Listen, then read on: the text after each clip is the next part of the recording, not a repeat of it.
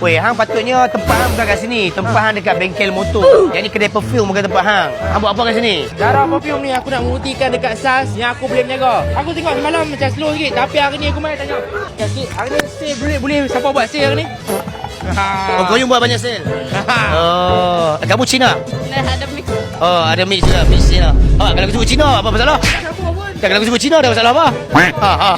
So guys, sekarang ni kami ada dekat Kuala Belait, dekat Brunei City Festival. Koyum dekat bahagian perfume. Tunjuk sikit perfume, berapa ringgit harga?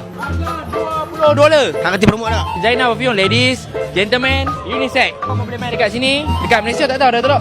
Tak launch lagi? Tak launch lagi, tapi kita launch dekat Brunei. B7 pun launch kat Brunei. Yes. B7 pun Brunei. Dah lah, tak payah cakap lah, dia cakap pun pening.